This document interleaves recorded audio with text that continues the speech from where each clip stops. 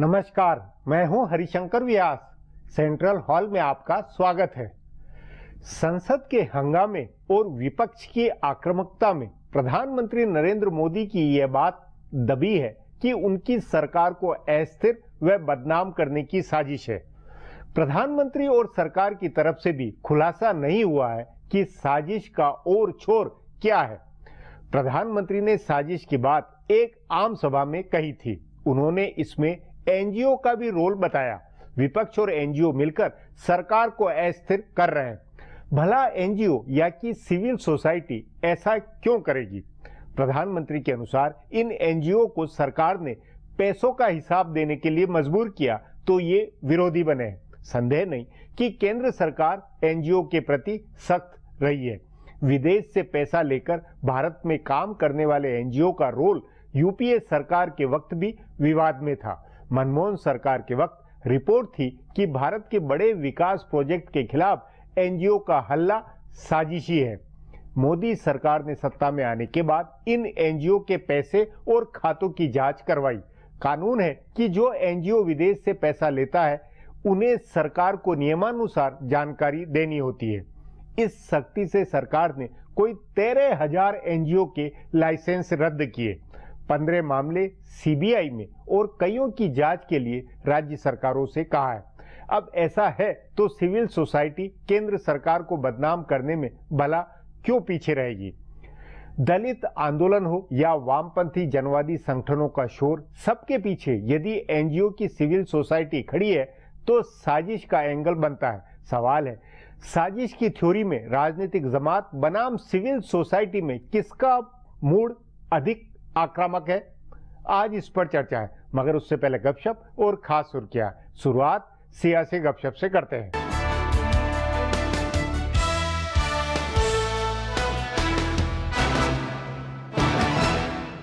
BJP और उसकी हिमायती जमातों के रुकने पार्लियामेंट बजट के कुछ नुकात को लेकर परेशान हैं। उनको लग रहा है कि इस बजट से उनका कोर वोट खिसकेगा। 7वें पे कमीशन की सिफारिशात मान लेने के बाद भी बजट में इनकम टैक्स स्लैब में तब्दीली नहीं करने और मुलाजमीन की मुस्तकबिल की रकम के एक हिस्से पर मिलने वाले सूद पर टैक्स लगाने के फैसले से दरमियानी तबका और नौकरी पेशा तबका दोनों के नाराज होने का खतरा है। शहरी वोट बीजेपी की ताकत रहे हैं जिनको नजरअंदाज किया गया है। एनडीए अराकी ने पार्लियामेंट के इजलास में ये मसला उठा और कई रहनुमाओं ने कहा कि कांग्रेस या बायां महाज की तरह बीजेपी की हिकमत अमली नहीं हो सकती है। एक रहनुमा ने कहा कि 2009 में जब दरमियानी तबके ने कांग्रेस का साथ दिया तो वो जीती और 2014 में छोड़ दिया तो वो 44 रुकने पार्लियामेंट पर आ गई। एनडीए के इजलास में नहीं बुलाए जाने से नाराज शिवसेना के एक रुकने पार्लियामेंट ने ऐवान के अहाते में कहा कि बीजेपी अपने पैर पर कुल्हाड़ी मार रही है। पार्लियामानी कमेटी के इजलास में अराकी ने पार्लियामेंट को यकीन दहानी कराई गई कि गांव और काश्तकारों के लिए शुरू किए गए मंसूबों का फायदा जितना ज्यादा लोगों तक पहुंचेगा, बीजेपी का वोट उतना मजबूत होगा। तभी जब वेंकैया नायडू ने बताया कि अभी इसका फायदा सिर्फ 25% काश्तकारों को मिल रहा है और उसे 50% करना है, तो वजीर आजम ने अराकी ने पार्लियामेंट से इसे 100% तक पहुँचाने को कहा। फिर भी ज्यादातर रहनुमा मान रहे हैं कि देहात में जात बिरादरी को लेकर तकसीम है और वहाँ इलाकाई पार्टियों से लड़ना मुश्किल है। इसलिए हुकूमत को शहरी और बढ़ते दरमियानी तबके पर ही ध्यान देना चाहिए था।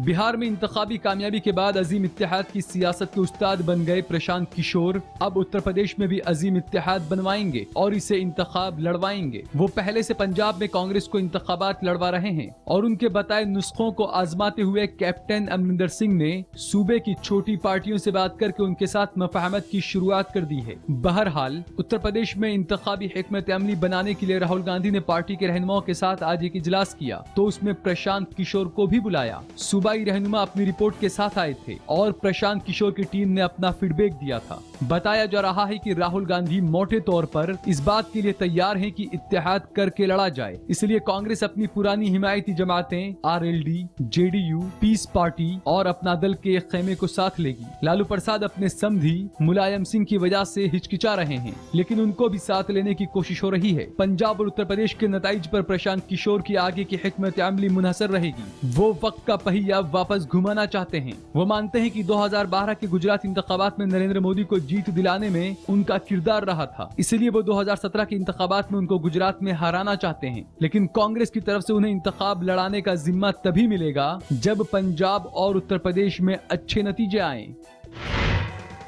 ऐवान में जेएनयू और रोहित वेमुला के मसले पर हुई बहस के दौरान मरकजी वजीर बराए इंसानी वसाइल स्मृति ईरानी के बयान ने पार्टी में उनका कद बढ़ा दिया है। हालांकि पार्टी के कुछ रहनुमा उनसे चिढ़े हुए हैं, लेकिन आला रहनुमाओं के बीच उनकी अहमियत बढ़ी है। तभी बहस है कि बीजेपी में इस बात पर संजीदगी से गौर हो रहा है कि उन्हें उत्तर प्रदेश में पार्टी की तरफ से वजीर आला के दावेदार के तौर पर पेश किया जाएगा। हालांकि पार्टी के कुछ पॉलिसी साज मान रहे हैं कि उन्हें पेश करने पर बिहार की तरह बाहरी का मुद्दा बन सकता है। माहिरीन जराए का कहना है कि बाहरी और धरती पुत्र वाली लड़ाई के खतरे को छोड़ दें तो बीजेपी के ज्यादातर रहनुमा मान रहे हैं कि स्मृति ईरानी पार्टी की इंतखाबी मुहिम को बेहतर ढंग से संभाल सकती हैं। उन्होंने आम इंतखाबात में भी राहुल गांधी को नाकों चने चबवा दिए थे, वो भी तब जब कांग्रेस इख्तदार में थी। राहुल की जीत के लिए अमेठी में प्रियंका गांधी वाड्रा को काफी पसीना बहाना पड़ा था। ये भी कहा जा रहा है कि स्मृति ईरानी ने पार्लियामेंट की दोनों ही ऐवान में हुई बहस से अपनी हिंदूवादी छवि मजबूत की है। उन्होंने जिस अंदाज में गंगा, शंकर और दुर्गा का जिक्र किया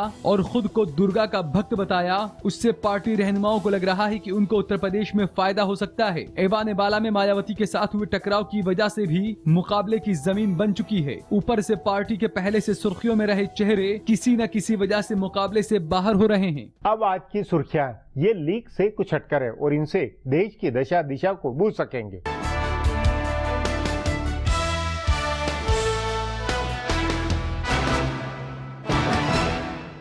गुजरात में एक पुलिस एनकाउंटर में मारी गई लश्कर तैयबा की मुश्तबा दहशतगर्द इशरत जहां मामले में बीजेपी ने साबिक वजीर दाखिला पी चिदम्बरम के खिलाफ हमलावर तेवर बरकरार रखा है, जबकि दूसरी जानिब कांग्रेस सदर सोनिया गांधी ने चिदम्बरम का दिफा किया है। इशरत जहां मामले में अदालत उज़्मा में दिया गया हलफनामा बदलने के मामले में चिदम्बरम का दिफा करते हुए सोनिया गांधी ने कहा कि हम पर इसलिए निशाना साधा जा रहा है क्योंकि हम इख्तिदार में थे। बीजेपी की तरफ से मरकजी वजीर नितिन गडकरी ने कहा कि ये कोई सियासी मसला नहीं था, बल्कि मुल्क की सिक्योरिटी से जुड़ा मामला था। इस मामले में कांग्रेस ने जो कुछ किया वो मुल्क मुखालिफ था, इसलिए इसकी तफ्तीश होनी चाहिए और सख्त कार्रवाई की जानी चाहिए। वेंकैया नायडू ने भी इसकी मजम्मत करते हुए कहा कि इस पर ऐवान में बहस होनी चाहिए। ऐवान बाला में बीजेपी रुकन पार्लियामेंट भूपेंद्र यादव ने इस पर एक तजवीज भी पेश की। गौरतलब है कि साबिक दाखिला सेक्रेटरी जी के पिल्लई ने कहा है कि चिदम्बरम ने अपनी ख्वाहिश के मुताबिक हलफनामा बदला था। मरकजी वजीर खजाना अरुण जेटली ने एयरसेल मैक्सिस मामले पर ऐवान ज़ेरी में हुई बहस का जवाब देते हुए कहा है कि इस मामले में किसी को बचाया नहीं जा रहा है। उन्होंने बीजू जनता दल और अन्ना डीएमके की तरफ से लगाए गए इल्जामात को खारिज करते हुए कहा कि हुकूमत इस मामले में किसी का दिफा नहीं कर रही है। जेटली ने कहा कि 2G मामले में और एयरसेल मैक्सिस मामले में CBI और ED की तफ्तीश चल रही है और अदालत इस तफ्तीश की निगरानी कर रही है। जेटली ने कहा कि जो भी इस मामले में मुल्जिम पाया जाएगा उसके खिलाफ कानूनी तरीके से कार्रवाई होगी। जेटली ने इस मामले से जुड़ी कोई भी इत्तला शेयर करने से इनकार करते हुए कहा कि तफ्तीश काफी अहम मुकाम पर है और ऐसे में किसी भी इत्तला को मंजर-ए-आम नहीं किया जा सकता है। उन्होंने कहा कि तफ्तीश पूरी होने के बाद वो ऐवान को इस बारे में बता सकते हैं। इससे पहले अन्ना डीएमके और बीजेडी के अराकीन पार्लियामेंट इस मामले में साबिक वजीर दाखिला पी चिदम्बरम के बेटे कार्ति चिदम्बरम के मुलविस होने का इल्जाम लगाते हुए कार्रवाई का मुतालबा कर रहे थे। मरकजी हुकूमत ने साफ किया है कि EPF पर टैक्स लगाने के फैसले के बारे में बजट पर बहस के दौरान जवाब दिया जाएगा। इस मामले पर हर तरफ से मजम्मत झेल रहे मरकजी वजीर खजाना अरुण जेटली ने कहा है कि इस पर हुकूमत का जो भी आखिरी फैसला होगा वो बजट पर बहस के दौरान बताया जाएगा। उन्होंने कहा कि ऊंची तनख्वाह पाने वालों का हदफ बनाकर ये फैसला किया गया है। जेटली ने कहा कि EPF मेंबरान में से 3 करोड़ 70 लाख लोग इस फैसले के दायरे में नहीं आएंगे। गौरतलब है कि पीर को पेश किए गए बजट में इस बात को शामिल किया गया है कि 1 अप्रैल के बाद से EPF से होने वाली 40% रकम का हिस्सा टैक्स फ्री होगा, जबकि 60% हिस्से पर मिलने वाले सूद पर टैक्स लगाया जाएगा। कांग्रेस नायब सदर राहुल गांधी ने आज ऐवान ज़ेरी में मरकज की नरेंद्र मोदी हुकूमत पर जमकर हमला किया। राहुल गांधी ने ब्लैक मनी को लेकर कहा कि मोदी जी के वजीर खजाना अरुण जेटली ब्लैक मनी रखने वालों के लिए फेयर एंड लवली मंसूबा लेकर आए हैं। राहुल ने मेक इन इंडिया और जेएनयू मसले पर भी सवाल उठाया। राहुल ने कहा कि मेक इन इंडिया में बब्बर शेर को तैयार किया गया है, जहां देखिए बब्बर शेर बैठे हैं, टीवी में देखो शेर बैठे हैं। मैं पूछता हूं आपने कितने लोगों को रोजगार दिया। उन्होंने जेएनयू मसले पर कहा कि मैंने कन्हैया का 20 मिनट का बयान सुना, इसमें कुछ गलत नहीं था। अगर किसी ने गलत किया है तो उसके खिलाफ कार्रवाई जरूर होनी चाहिए। राहुल गांधी ने महात्मा गांधी को कांग्रेस का और सावरकर को बीजेपी हुकूमत का रोल मॉडल बताया। हैदराबाद सेंट्रल यूनिवर्सिटी के पीएचडी के तालिब इल्म रोहित वेमुला के मसले पर बोलते हुए राहुल ने कहा कि रोहित को हुकूमत के दबाव की वजह से खुदकुशी करनी पड़ी। अदालत उज़्मा ने मुंबई के डांस बार मामले में महाराष्ट्र हुकूमत को एक बार फिर झटका दिया है। अदालत उज़्मा ने कहा है कि डांस बार के सीसीटीवी के लाइव फुटेज नजदीकी थाने में नहीं जा सकते हैं। इसके साथ ही अदालत ने सूबाई हुकूमत को फिर से हुक्म दिया है कि वो डांस बार के लाइसेंस जारी करे। सूबाई हुकूमत ने अदालत उज़्मा में एक हलफनामा देकर कहा था कि डांस बार की लाइव फुटेज से वहाँ काम करने वाली खवातीन की सिक्योरिटी यकीनी बनाई जाएगी, लेकिन डांस बार मालिक इस तजवीज से इत्तेफाक नहीं रखते हैं। उनका कहना है कि इससे उनकी प्राइवेसी की खिलाफ वर्जी होगी। गौरतलब है कि अदालत उज़्मा ने पहले अपने फैसले में डांस बार को लाइसेंस देने का हुक्म दिया था। महाराष्ट्र हुकूमत ने इसके लिए नए उसूल बनाए हैं, जिसे डांस बार मालिकों ने अदालत उज़्मा में चैलेंज दिया है। फिलहाल अब एक ब्रेक है, फिर खुलासा होगा।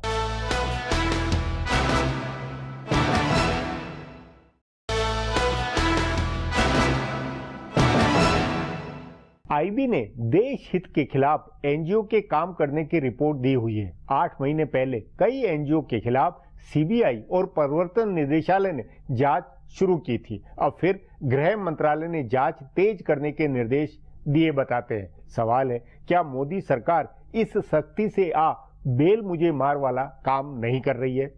इस पर आगे चर्चा करें, उससे पहले देखें मेरा यह खुलासा।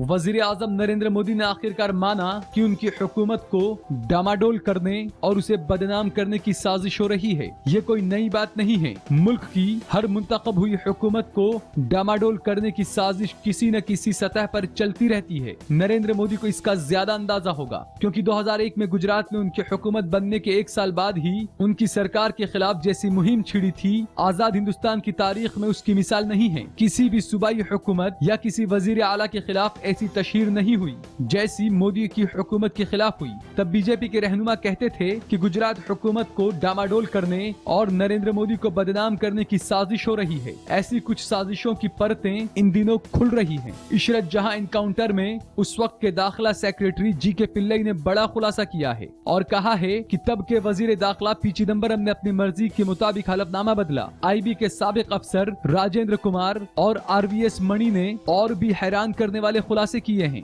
जिनसे पता चल रहा है कि उस वक्त की मरकजी हुकूमत ने सूबे के तब के वजीर आला नरेंद्र मोदी और तब के ममलिकती वजीर दाखिला अमित शाह को फंसाने की साजिश की थी। बहरहाल साजिश का ये एक वाकया है या वाकये का एक पहलू है। पर्दे के सामने और पीछे ऐसी अनेक साजिशें किसी न किसी सतह पर चलती रहती है। मनमोहन सिंह की हुकूमत के दौर में भी ऐसी साजिशें चल रही थी। कुड़नकुलम के एटमी प्रोग्राम से लेकर जेदापुर के एटमी प्रोग्राम और अमेरिका के साथ हुए मुआहदे की मुखालफत में ऐसी ताकतें मुतहर्रिक थी जिनका फायदा पूरा नहीं हो रहा था। इसमें गैर मुल्की ताकतें और उनकी मदद से चलने वाली गैर सरकारी तंजीमें, मीडिया हाउसेस और मुल्क के दानिश्वरान सब शामिल थे। ऐसी ताकतें इस हुकूमत के वक्त भी मुतहर्रिक हैं। मोदी ने साजिश का खदशा जाहिर करते हुए कहा कि वो डरने या झुकने वाले नहीं हैं, तभी उनकी हुकूमत किसी मामले पर पीछे नहीं हटी है। चाहे दादरी के मामले पर अदीबों के, फिल्मकारों के और तारीखदानों के अवार्ड लौटाने का मामला हो या हैदराबाद सेंट्रल यूनिवर्सिटी के पीएचडी के तालिब इल्म रोहित वेमुला की खुदकुशी का मामला हो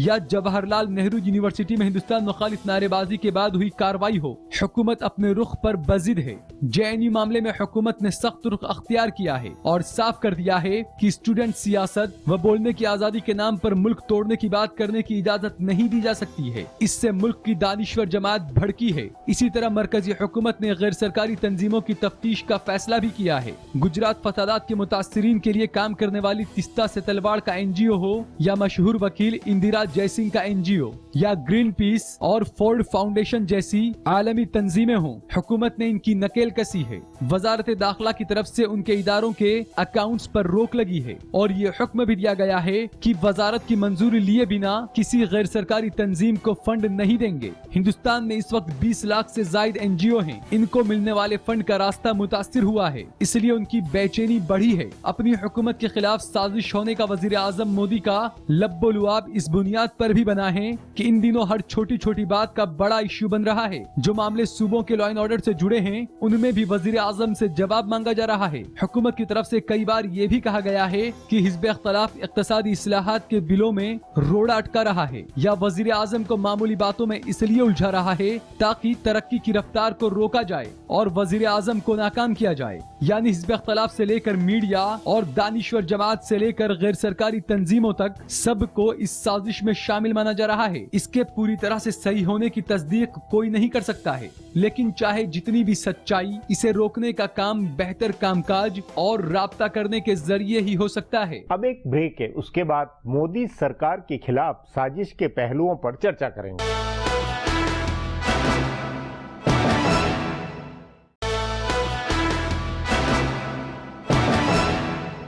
कई नामी और रसूखदार एनजीओ का काम रुका है। भारत में कोई 20 लाख एनजीओ है। इनमें से मुश्किल से 10% ही सालाना रिटर्न देते होंगे। इस हकीकत के ही चलते सरकार ने 22 महीनों में एनजीओ को भारी कसा है। सवाल है, एनजीओ और विपक्ष में क्या सरकार के खिलाफ साजिशी नेटवर्किंग संभव है? इस पर चर्चा के लिए आज मेरे साथ वरिष्ठ पत्रकार प्रभु चावला है। प्रभु जी, प्रधानमंत्री नरेंद्र मोदी ने अपने कार्यकाल के 2 साल पूरे होने से पहले ही यह कहा है कि उनको की सरकार को अस्थिर करने, बदनाम करने के लिए साजिश रची जा रही है। इसके क्या राजनीतिक मायने हैं? जिस तरह के आंदोलन देश भर में हो रहे हैं अभी भी, और जिस तरह से सारा विपक्ष इकट्ठा हुआ है और उनका एनजीओ का नाम भी लिया उन्होंने, तो मेरे को लगता है कि प्रधानमंत्री के पास कोई पुख्ता सबूत जरूर होंगे कि कौन सी एनजीओ हैं जिनके ऊपर इस सरकार ने प्रहार किया पिछले 2 साल के अंदर। क्योंकि कम से कम 10,000-15,000 करोड़ रुपए साल में आता था एनजीओ को, जो सारी की सारी लेफ्ट लोगों से कंट्रोल होती थी या मिशनरी से कंट्रोल होती थी। और वो लोग देश में धर्म परिवर्तन भी करते थे और संघ परिवार के खिलाफ लड़ाई भी करते थे। तो और मोदी के खिलाफ सबसे ज्यादा लड़ाई अगर किसी ने की है 10 साल के अंदर तो एनजीओ ने की है। तो उनको लगता है कि वो एनजीओ दोबारा से एक्टिव हो गए हैं, वो उनको डिस्टेबलाइज करना चाहते हैं, बदनाम करना चाहते हैं, ताकि मोदी जो ब्रांड था एक उसकी कमजोर हो जाए, वो मार्केट में, इलेक्शन मार्केट में बिके नहीं। उनके पास पुख्ता सबूत होंगे, ऐसे कभी मोदी इररिस्पांसिबल स्टेटमेंट नहीं देंगे। लेकिन ये आपने भी कहा कि एनजीओ पहले भी उनके खिलाफ करते थे, तो एनजीओ तो साजिश करेंगे ये तो उनको पहले से मान के उस हिसाब से उन्होंने भी एक तरह से कार्रवाई इसी कारण शायद चालू करवाई होगी। ये सिलसिला तो पुराना है। प्रधानमंत्री नहीं थे ना, अब देश का नुकसान वो समझते हैं कि प्रधानमंत्री अगर डिस्टेबलाइज होता है तो देश की जो आर्थिक ग्रोथ हो रही है, जो गतिविधि बढ़ रही है, उसके ऊपर भी रुकावट आ सकती है। तो उनको अपना सोचना ये है कि एनजीओ और उसमें कॉर्पोरेट सेक्टर भी हो सकते हैं, क्योंकि बहुत सारी एनजीओ सोशल रिस्पॉन्सिबिलिटी के नाम से ऐसी फंड किए जा रही है जिनको मिलते हैं डिबेट रिस्पेक्ट मिलते हैं।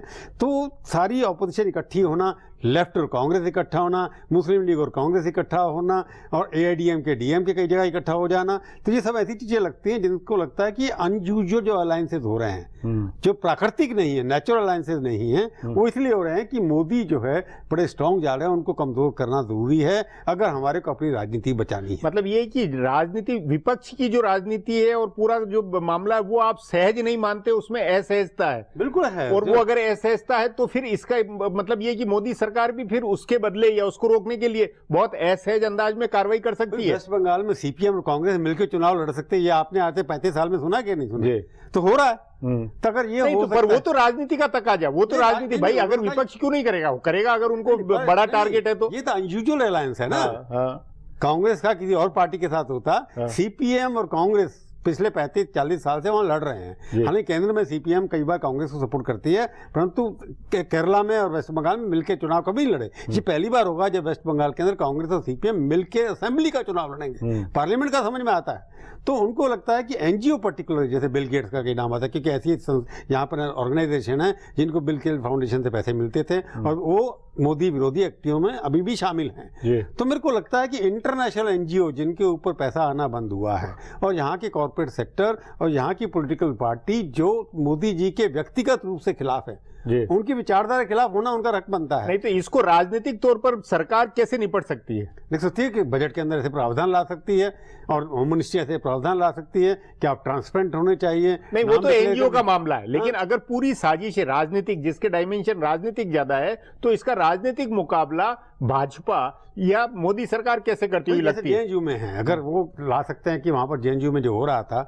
वो देश के खिलाफ हो रहा था, इससे मतलब देश की सरकार को कमजोर करने के लिए, तो वो एविडेंस कोर्ट में प्रोड्यूस कर सकती है, पब्लिक स्पेस में ला सकती है। क्योंकि अभी क्या हो रहा है कि मोदी की अपनी पार्टी के लोग भी उतनी तरीके से रख नहीं पा रहे जोर से बात, उनको इस बात का भी दुख लगता है मेरे को। उसमें ये नहीं लगता कि कुछ मोदी सरकार के भीतर, भाजपा के भीतर भी कुछ साजिश या एनडीए में भी हो सकता है उनको अपने अंदर पार्टी, जो कि जिस तरह से डिफेंस जो है वो आ नहीं रहा उनका सरकार की तरफ से, कई मंत्री बोलते नहीं, कई बार पार्टी के बड़े बड़े नेता भी इतना नहीं बोल पा रहे क्योंकि उनके पास या तो इन्फॉर्मेशन नहीं है या उनको लगता है कि वो बोलने लायक नहीं है। तो पार्टी के अंदर से जिस तरह से बचाव होना चाहिए, जैसे स्मृति ईरानी पार्लियामेंट के अंदर जिस तरह से उनका लोकसभा में भाषण हुआ, उससे ही लगता है कि वो काफी आक्षिप्त थी, उनके ऊपर काफी आक्रमण किया गया।